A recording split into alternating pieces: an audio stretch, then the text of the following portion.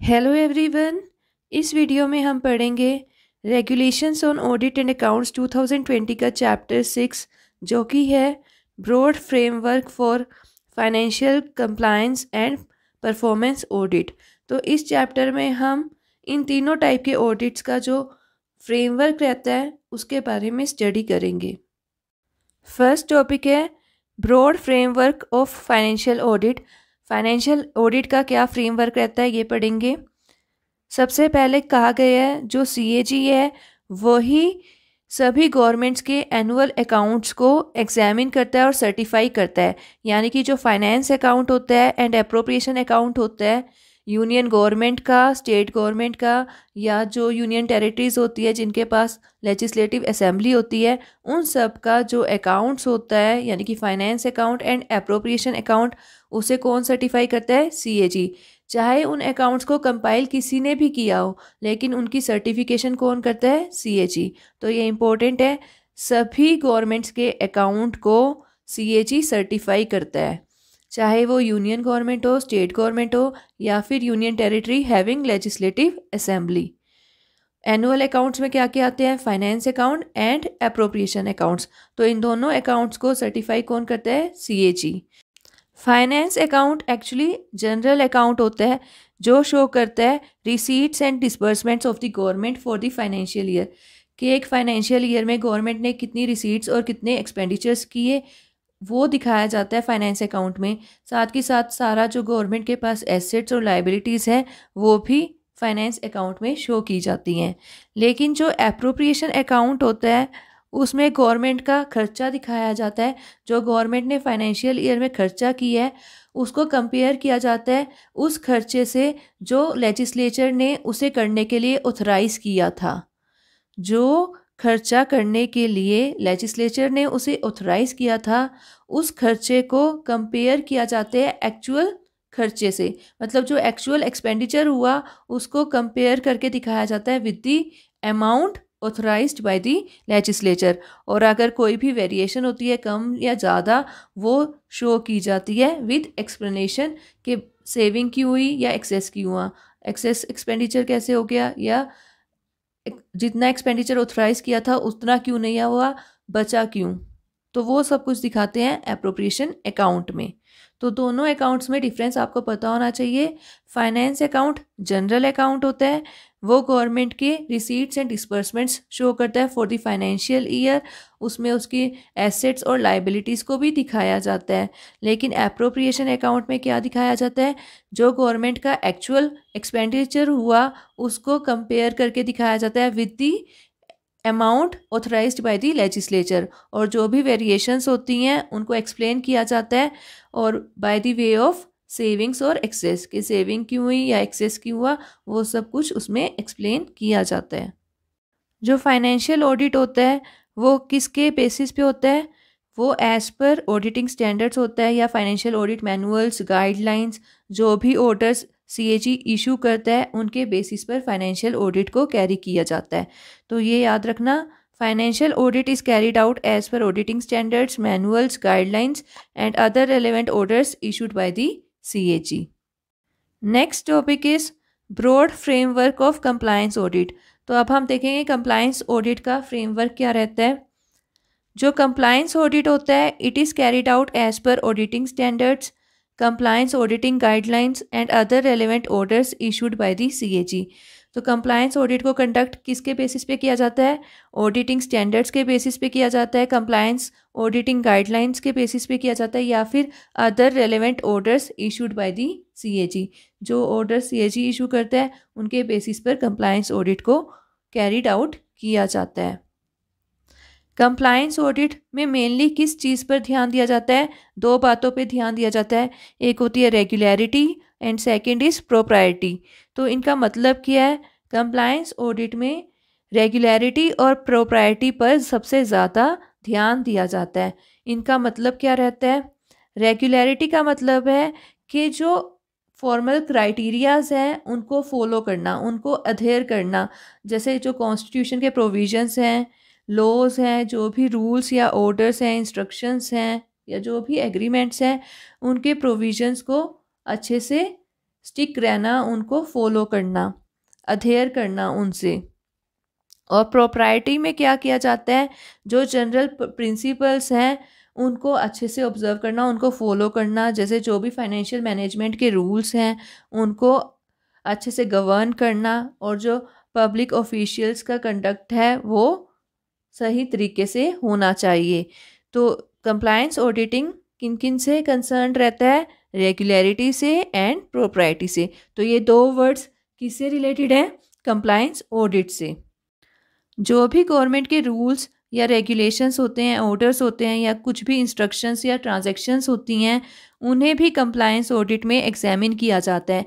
क्यों एग्जामिन किया जाता है, उनके कुछ कैरेक्टरिस्टिक्स चेक करने के लिए उन्हें एग्जामिन किया जाता है। कौन से कैरेक्टरिस्टिक्स, जैसे कि legality, adequacy, transparency, propriety and prudence and effectiveness. In characteristics को चेक करने के लिए जो गवर्नमेंट के रूल्स या रेगुलेशंस होते हैं, ऑर्डर्स होते हैं, उन्हें भी कंप्लायंस ऑडिट में एग्जामिन किया जाता है। अब इन कैरेक्टरिस्टिक्स का मतलब समझ लेते हैं। तो सबसे पहले है लीगैलिटी। लीगैलिटी का मतलब है कि जो कॉन्स्टिट्यूशन के प्रोविजंस हैं या जो भी लॉज हैं उनको ध्यान में रखा गया है या नहीं रखा गया। तो अगर रखा जाता है तो यानी कि लीगैलिटी फीचर उस रूल या रेगुलेशन में है। तो नेक्स्ट चीज़ एडिक्वेसी। एडिक्वेसी का मतलब है कि जो ये रूल्स या रेगुलेशंस हैं या जो गवर्नमेंट के ऑर्डर्स हैं वो अच्छे से कॉम्प्रिहेंसिव हैं और वो इफ़ेक्टिव कंट्रोल कर पा रहे हैं ओवर दी गवर्नमेंट एक्सपेंडिचर्स या गवर्नमेंट की जो रिसीट्स हैं, और किसी भी लॉस से बचा रहे हैं, यानी कि कोई फ्रॉड वगैरह की वजह से, वेस्टेज वगैरह की वजह से जो लॉस होता है उसके अगेंस्ट सेफगार्ड प्रोवाइड कर रहे हैं। अगर वो कर रहे हैं तो मतलब वो रूल्स या रेगुलेशंस एडिक्वेट हैं। नेक्स्ट चीज़ ट्रांसपेरेंसी। नाम से ही पता है कि जो ये रूल्स हैं या गवर्नमेंट के रेगुलेशंस या ऑर्डर्स हैं वो कितने क्लियर हैं, फ्री फ्रॉम एम्बिग्विटी है, मतलब एम्बिगुअस नहीं है, बिल्कुल फ्री हैं एम्बिग्विटी से, क्लैरिटी है उनमें, और डिसीजन मेकिंग में हेल्प कर रहे हैं। तो वो मतलब क्या है, ट्रांसपेरेंट है, ट्रांसपेरेंसी उनमें है। नेक्स्ट है ज्यूडिशियस एंड वाइस। अगर ज्यूडिशियस और वाइस हैं तो मतलब उनमें कौन सा फीचर है, propriety and prudence. Propriety and prudence किसे शो करता है, ज्यूडिशियस एंड वाइसनेस को। Next is effectiveness. इफेक्टिवनेस कब होंगे, अगर उन रूल्स या रेगुलेशंस को इतने अच्छे से इम्प्लीमेंट किया जाए कि जो इंटेंडेड ऑब्जेक्टिव्स हैं, जो सेट गोल्स हैं वो फुलफिल हो रहे हों। अगर जो ऑब्जेक्टिव्स हैं वो मीट हो रहे हैं तो यानी कि जो वो रूल्स या रेगुलेशंस हैं या जो भी ऑर्डर्स हैं वो अच्छे से इम्प्लीमेंट हो रहे हैं, यानी कि वो इफ़ेक्टिवनेस को फुलफ़िल कर रहे हैं। तो ये सारे जो कैरेक्टरिस्टिक्स हैं आपको याद रखने हैं। लीगैलिटी का मतलब क्या है, एडिक्वेसी का मतलब क्या है, ट्रांसपेरेंसी क्या है, प्रोप्राइटी एंड प्रूडेंस क्या है, और इफ़ेक्टिवनेस क्या है। तो गवर्नमेंट के रूल्स, रेगुलेशंस या जो भी ऑर्डर्स या इंस्ट्रक्शंस होती हैं उन्हें भी कंप्लायंस ऑडिट में एग्जामिन किया जाता है। और किस लिए एग्जामिन किया जाता है, उनके इन कैरेक्टरिस्टिक्स को चेक करने के लिए एग्जामिन किया जाता है। ये अच्छे से आपको याद रखना है, इम्पोर्टेंट टॉपिक है।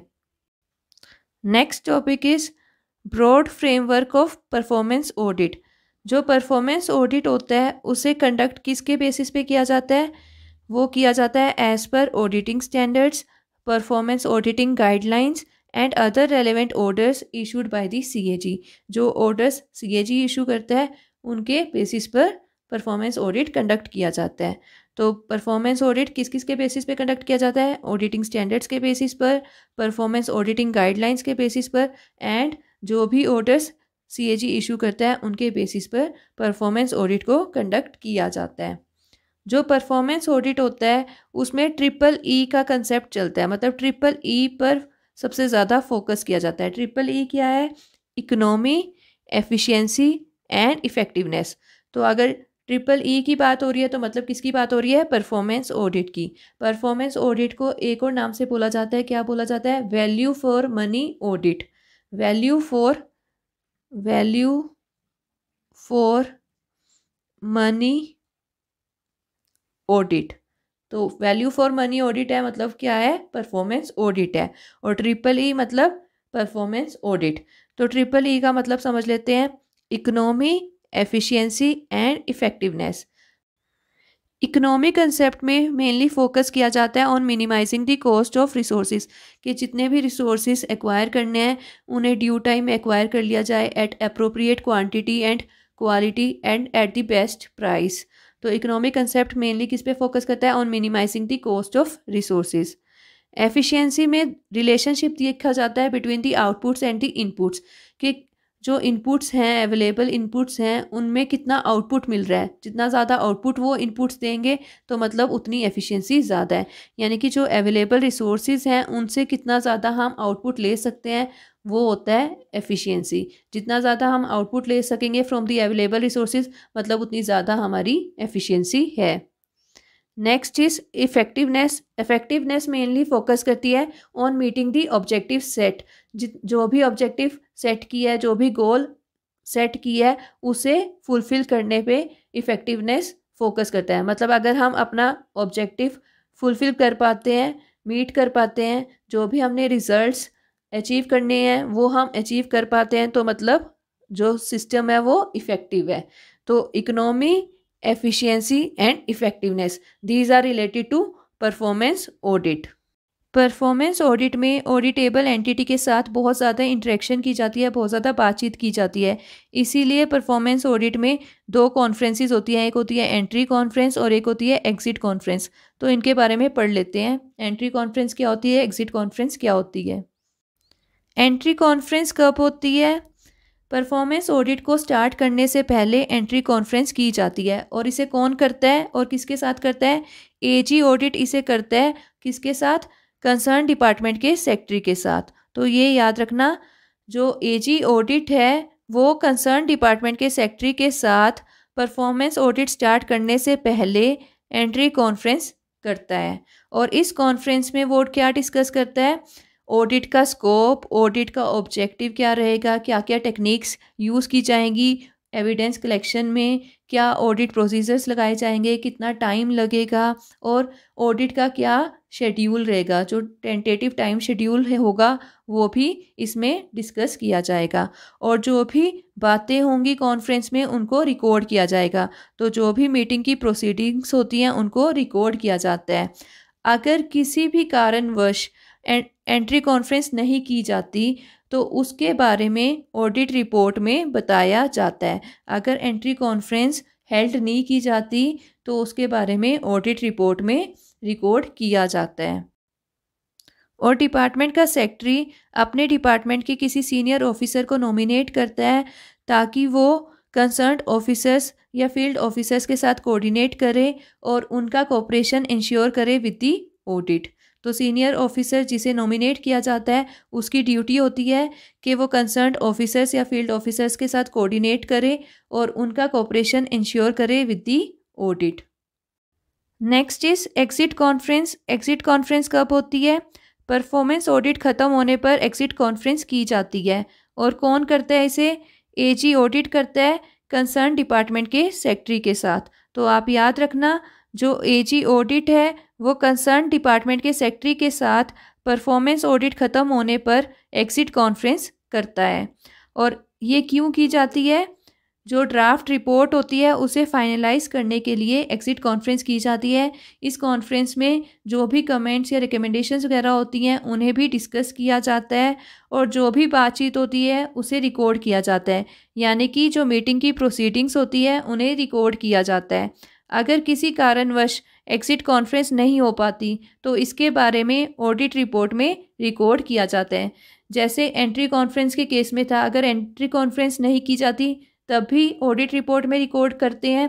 ऐसे ही अगर एग्जिट कॉन्फ्रेंस नहीं की जाती तो उसके बारे में भी ऑडिट रिपोर्ट में रिकॉर्ड किया जाता है।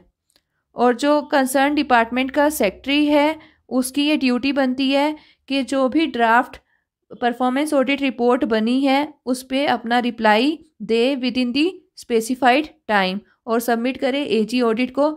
और फिर एजी ऑडिट उस रिप्लाई को कंसीडर करता है ताकि वो फाइनलाइज कर पाए material for the final audit report of the CAG.